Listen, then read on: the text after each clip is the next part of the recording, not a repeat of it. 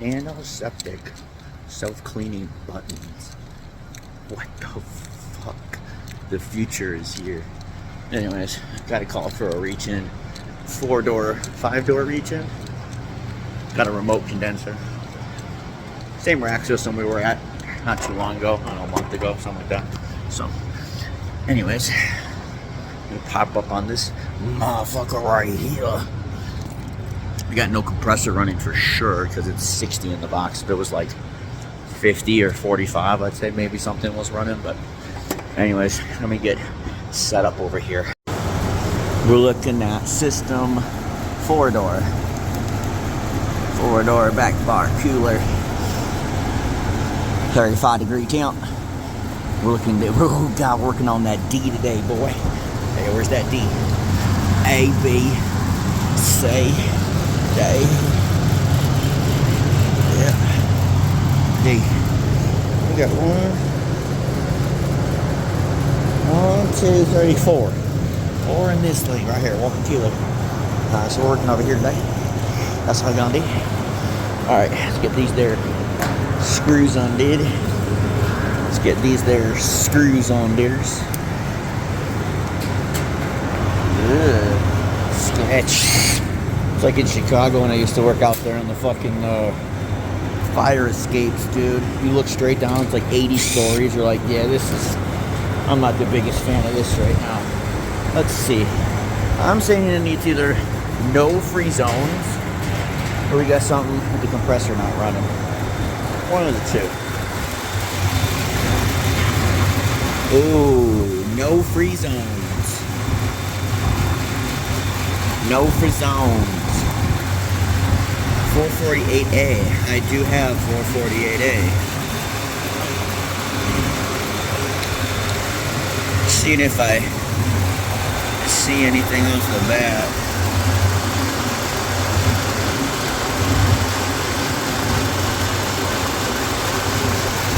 God.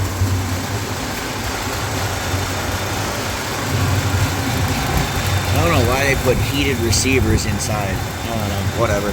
Somebody probably knows the answer to that. Doesn't seem like it's necessary, but what the fuck do I know? I'm not that smart. Alright. Let's try some juice in the detector. So even though there's not a lot of refrigerant in this thing right now, I like to leak check it first before you touch the cap, because it could be leaking from the caps and then you might be like, I don't know where the leak is, but you literally could have found it. So I always like to just, even if it has barely anything in it, I still like to. It's crazy, it's still running 40 PSI with like no charging. Wild. Very interesting. Yep. Anyways, wait for.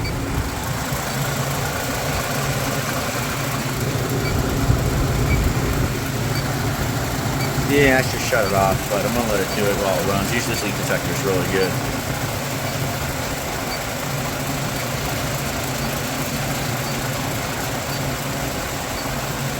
Just before we touch the caps and shit. Double check.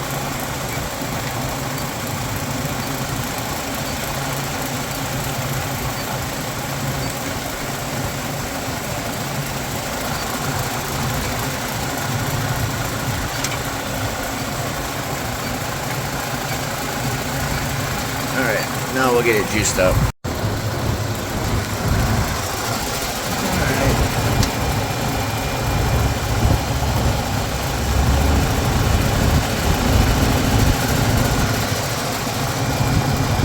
There we go. Alright, let's fill it up. Try to find the leak. Look how crappy that is. You can barely get the fucking fitting on. Like,